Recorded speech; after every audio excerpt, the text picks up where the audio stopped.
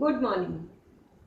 આજે આપણે પહેલા ચેપ્ટરમાં પરમાણુય દળ વિશે શીખવા જઈ રહ્યા છે. તો સૌથી પહેલા તો પરમાણુ એટલે શું? તો ડાલ્ટને પરમાણુ કોને કહેવાય એના માટે સૌથી પહેલી થિયરી ડાલ્ટને આપી હતી. એને ડાલ્ટનનો પરમાણુય સિદ્ધાંત કહેવાય. અને ડાલ્ટનના પરમાણુય સિદ્ધાંત પ્રમાણે પદાર્થનો નાનામાં નાનો કણ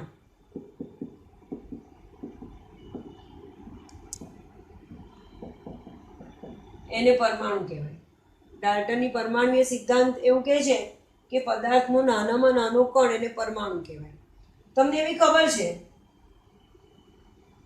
કે પરમાણુના કેન્દ્રમાં પ્રોટોન અને ન્યુટ્રોન હોય અને કેન્દ્રની બહાર ઇલેક્ટ્રોન સતત ફરતો હોય. અને પ્રોટોન અને ન્યુટ્રોનના દળની સાપેક્ષ ઇલેક્ટ્રોનનું દળ ખૂબ જ ઓછું હોય. પ્રોટોન અને ન્યુટ્રોન કરતાં ઇલેક્ટ્રોનનું દળ 1836માં ભાગનું હોય એવું તમને ખબર છે. તો બેઝિકલી આખા પરમાણુનું દળ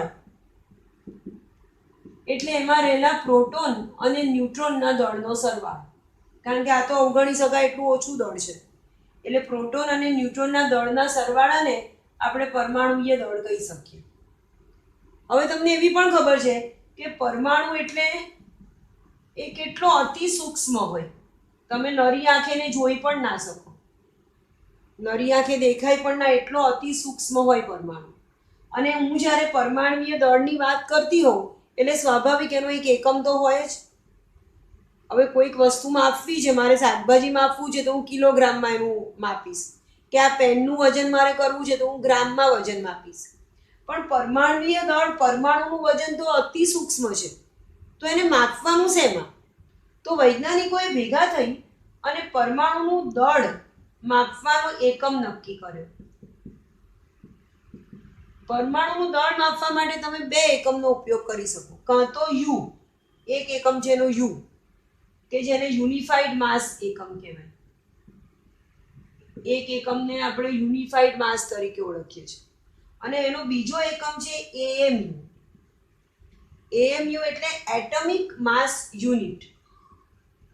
એટમિક માસ યુનિટ, પરમાણુય દળ એકમ. એનું ફૂલ ફોર્મ થશે ઇંગ્લિશમાં કહું તો એટમિક માસ યુનિટ, અને એને ગુજરાતીમાં પરમાણુય દળ એકમ. એટલે આપણે કોઈક પરમાણુનું વજન માપવું હોય તો એને કાં તો તમે યુનિફાઈડ માસમાં અથવા તો તમે એને એએમયુમાં માપી શકો. હવે બેઝિકલી સ્પેક્ટ્રોમીટર નામનું એક સાધન છે. સ્પેક્ટ્રોમીટર કે જે પરમાણુ દળ ગ્રામમાં માપી શકે. સ્પેક્ટ્રોમીટર એવું સાધન આવે કે જેનાથી તમે ડાયરેક્ટ એ પરમાણુ મૂકો અંદર એટલે ગ્રામમાં એનું વજન મળે. તો હવે મારે શું કરવું છે? એએમયુ અને ગ્રામ વચ્ચેનો સંબંધ શોધવો છે. જે રીતે તમે કોઈ પદાર્થનું વજન કિલોગ્રામમાં માપો તો તમને ખબર છે કે 1 કિલોગ્રામ એટલે 1000 ગ્રામ. તો હવે એ જ કોઈ પદાર્થનું વજન તમે યુનિફાઈડ માસ કે એએમયુમાં માપો છો તો એએમયુ અને ગ્રામ વચ્ચે શું સંબંધ છે એ હવે નક્કી કરીએ છીએ આપણે. તો કોઈ પણ પદાર્થનું વજન કરવું હોય, ધારો કે મારે શાકભાજીનું વજન કરવું છે તો મારી પાસે ત્રાજવાના બે બાજુમાંથી એક બાજુમાં હું 1 કિલોનું કાટલું મૂકું છું અને બીજી બાજુ હું શાકભાજી મૂકું છું.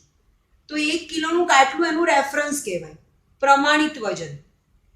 તો એવી રીતે મારે જ્યારે એએમયુ અને ગ્રામ વચ્ચેનો સંબંધ નક્કી કરવો છે તો હું કાર્બનના C12 સમસ્થાનિકને પ્રમાણભૂત સ્વીકારું છું.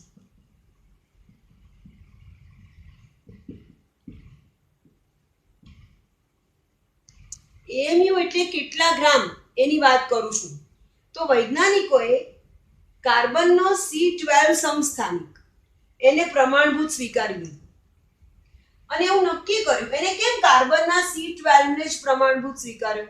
હાઇડ્રોજનને પ્રમાણભૂત ના સ્વીકાર્યો કે ઓક્સિજનને પણ પ્રમાણભૂત ના સ્વીકાર્યો અને કાર્બનના C12 ને જ પ્રમાણભૂત સ્વીકાર્યો? એના માટે બે કારણ આપ્યા. કે કેમ એને જ પ્રમાણભૂત સ્વીકાર્યો, રેફરન્સ તરીકે C12 ને જ કેમ લીધો? તો એક કારણ એવું કે કાર્બનનો જે C12 છે એ બહુ વધારે પ્રતિક્રિયાત્મક પણ નથી અને બહુ ઓછો પ્રતિક્રિયાત્મક પણ નથી. પ્રતિક્રિયાત્મક એટલે એ કેટલો રિએક્ટિવ છે, કોઈકની સાથેની પ્રક્રિયા કરવાની દાનત કેટલી છે. કોઈક પરમાણુ એવા હોય કે જે પણ આવે એની સાથે જોડાઈ જાય, સંયોજન બનાવી દે, તો એ બહુ એક્ટિવ કહેવાય, બહુ પ્રતિક્રિયાત્મક. અને અમુક એવા હોય, દાખલા તરીકે હિલિયમ છે કે નિયોન છે કે જેને આપણે ઉમદા વાયુ કહીએ છીએ, એ કોઈની સાથે સંયોજન બનાવે જ ના, તો એ પ્રતિક્રિયાત્મક નથી એવું કહેવાય. અને આ કાર્બન જે છે એ મોડરેટ છે, બહુ વધારે પણ નહીં ને બહુ ઓછો પણ નહીં. એક કારણ કે કેમ એને પ્રમાણિત સ્વીકારે. અને એનું પ્રમાણિત સ્વીકારવાનું બીજું સૌથી અગત્યનું કારણ એવું કે કાર્બનનો C12 સમસ્થાનિક એ બધે જ અવેલેબલ, બધે જ હોય. તમે પ્લાસ્ટિક લો તો એમાં પણ C12 હોય, તમે લોખંડ લો એમાં પણ C12 હોય, તમે લાકડું લો એમાં પણ C12 હોય, કોઈ જીવંત પ્રણાલી મનુષ્ય એમાં પણ કાર્બનનો C12 સમસ્થાનિક હોય. એટલે એવું છે, એવું તત્વ છે કે બધી જ જગ્યાએ અવેલેબલ હોય. આ બે કારણોથી આપણે C12 ને વૈજ્ઞાનિકોએ C12 સમસ્થાનિકને પ્રમાણિત સ્વીકાર્યો. હવે શું કર્યું કે કાર્બનનો આ C12 સમસ્થાનિક, એક C12 પરમાણુ કાર્બન, એના વૈજ્ઞાનિકો એક સરખા 12 ભાગ પાડ્યા.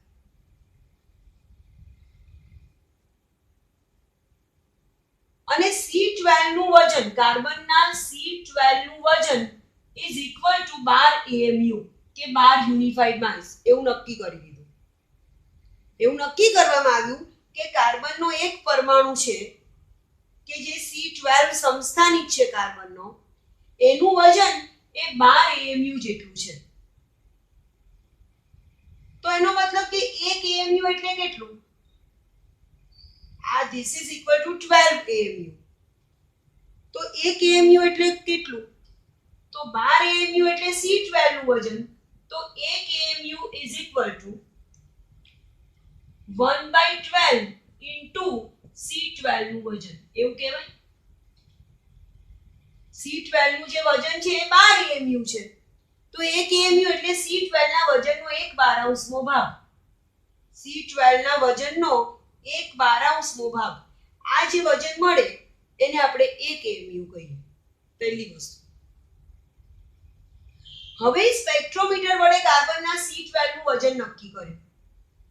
કાર્બનના C12 નું વજન સ્પેક્ટ્રોમીટર વડે શોધ્યું ગ્રામમાં, તો વજન આવ્યું 1.992648 into 10⁻³ ગ્રામ. કાર્બનના C12 આ એક પરમાણુ છે અને એનું વજન કર્યું તો 1.992648 into 10⁻³ ગ્રામ આવ્યું. પણ આ તો કોના જેટલું છે? 12 AMU જેટલું. આ વજન તો કેટલું છે? 12 AMU જેટલું. તો 1 AMU બરાબર કેટલા? તો હું શું કરું છું હવે? ત્રિરાશી મૂકું છું કે 12 AMU is equal to 1.992648 into 10⁻³ ગ્રામ. તો 1 AMU એટલે કેટલા? તો 1.992648 into 10⁻³ ને 12 વડે ભાગવાના. તો જવાબ આવ્યો 1.66056 into 10⁻² ગ્રામ. આટલું જે આટલો 1 AMU જે છે એનું વજન કેટલું આવ્યું? 1.66056 into 10⁻² ગ્રામ. એટલે 1 AMU નું વજન એટલે 1.66056 into 10⁻² ગ્રામ. સમજો છો? હવે ધારો કે મને એવી ખબર પડી ગઈ કે કાર્બનના C12 નું વજન કેટલું? 12 AMU. આ તો મેં પહેલા જ લઈ લીધું. હવે મારે હાઇડ્રોજનનું વજન ધારો કે AMU માં કરવું છે. હાઇડ્રોજનનું AMU માં વજન કેટલું એવું મારે શોધવું છે. તો મારે શું કરવું પડે? વજનને જે પણ તમે પ્રેક્ટિકલી વજન શોધો કોઈ પણ પદાર્થનું એને જો 1.66056 into 10⁻⁻24 ગ્રામ વડે ભાગો તો તમને એ પદાર્થના AMU મળે, એ તત્વના AMU મળે. એક AMU એટલે આટલા ગ્રામ. તો આટલા ગ્રામને આટલા AMU વડે ભાગો, ત્રિરાશી મૂકો. કે ધારો કે હું હાઇડ્રોજનની વાત કરું તો પ્રેક્ટિકલી હાઇડ્રોજનનું વજન આવે 1.6736 into 10⁻⁻24 ગ્રામ. તમે હાઇડ્રોજનનું વજન સ્પેક્ટ્રોમીટર વડે કરો તો આટલું આવે, આ ગ્રામમાં આવે. પણ ધારો કે મારે એનું વજન AMU માં શોધવું છે તો હું ત્રિરાશી મૂકીશ કે 1.66056 into 10⁻⁻24 ગ્રામ એટલે 1 AMU. તો 1.6736 into 10⁻⁻24 ગ્રામ એટલે કેટલા AMU? એવી ત્રિરાશી મૂકીશ.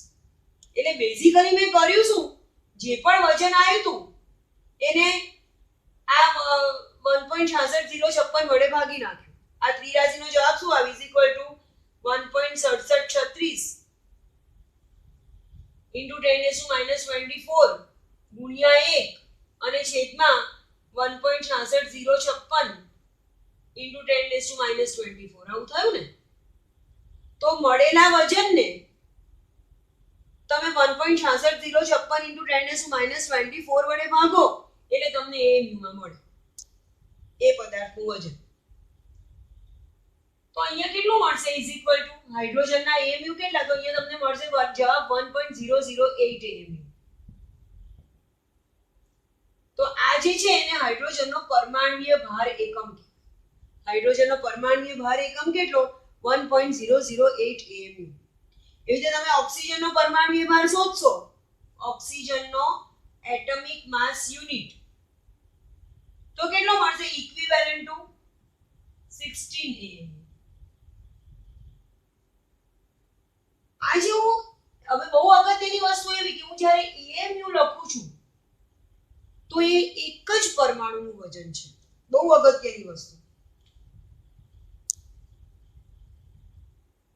હું એવું કહું કે હાઇડ્રોજનનો પરમાણ્વીય દળ 1 AMU 1.008 કહું, એક્ઝેક્ટ વેલ્યુ આવે 1.008 AMU અને એને હું ઇક્વિવેલન્ટ ટુ 1 AMU લખું તો ચાલે. હાઇડ્રોજનનું પરમાણ્વીય દળ કેટલું? 1 AMU. એટલે આ એક હાઇડ્રોજનનો પરમાણુ કે જે નરી આંખે દેખાતો નથી, એટલો બધો નાનો છે, અતિ સૂક્ષ્મ, એનું વજન 1 AMU છે. પણ તમે હાઇડ્રોજનનું ગ્રામ પર મોલમાં વજન કરો ને તો એનું વજન કેટલું આવે? પરમાણુ દળ 1 ગ્રામ પર મોલ. બહુ ટ્રિકી છે. તમે ગ્રામ પર મોલમાં વજન કરશો ને તો પણ એનું 1 ગ્રામ પર મોલ જ આવશે અને AMU માં વજન કરશો ને તો પણ 1 AMU જ આવશે. બંનેની વેલ્યુ સરખી જ આવશે. પણ આ શું છે? એક પરમાણુ કે જે નરી આંખે નથી દેખાતો એનું વજન. અને આ શું છે? 1 મોલ પરમાણુનું ગ્રામમાં વજન. 1 મોલ એટલે તો 6.022 into 10⁻23 પરમાણુ. 1 મોલ પરમાણુ એટલે આવા એક કરીને 6.022 into 10⁻23 કે જેને હું દોરું તો આખું બોર્ડ ભરી જાય. એટલા પરમાણુઓ બન્યા, એનું વજન જો ગ્રામમાં કરું ને તો 1 ગ્રામ આવે. બહુ ટ્રિકી વસ્તુ છે, સમજજો. હું ધારો કે ઓક્સિજનના વજનની વાત કરું, હું તમને એવું કહું કે ઓક્સિજનનો પરમાણ્વીય દળ કેટલું, તો તમે એક ઓક્સિજન પરમાણુનું વજન લખશો 16 AMU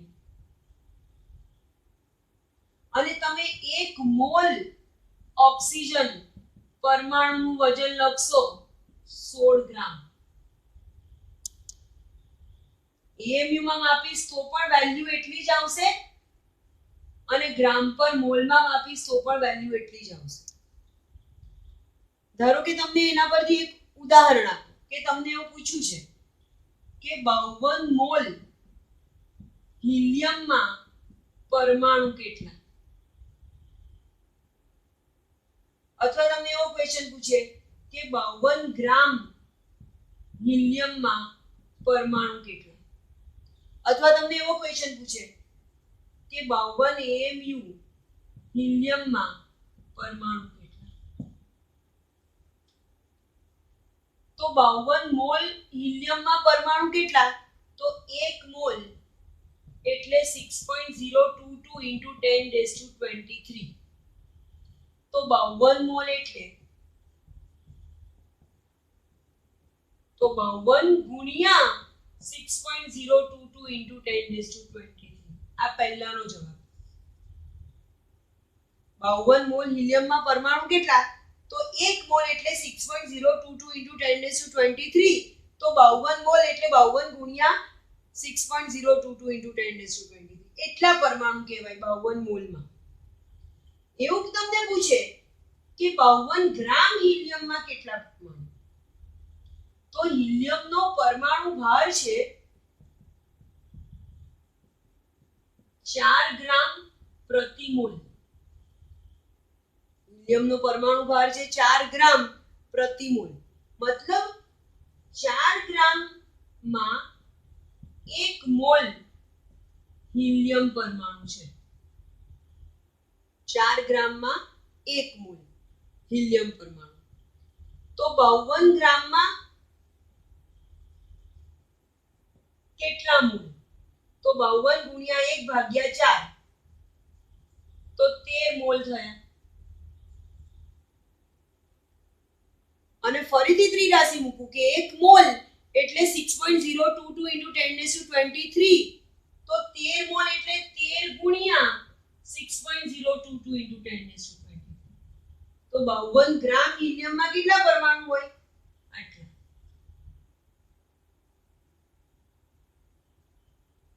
હવે હું પૂછું છું કે 52 AMU હિલિયમમાં કેટલા પરમાણુ, તો હવે હિલિયમનો પરમાણુ ભાર AMU માં શોધવો હોય તો 4 AMU હિલિયમનો પરમાણુ ભાર. 4 AMU જ્યારે વજન હોય, જ્યારે એનું વજન 4 AMU હોય તો એમાં એક જ હિલિયમ કહેવાય. AMU એટલે એક હિલિયમનું વજન, તો 4 AMU તો એક હિલિયમ, તો 52 AMU એટલે કેટલા પરમાણુ, તો 52 ભાગ્યા 4, તો અહીંયા ખાલી 13 પરમાણુ કહેવાય. આ ડિફરન્સ છે.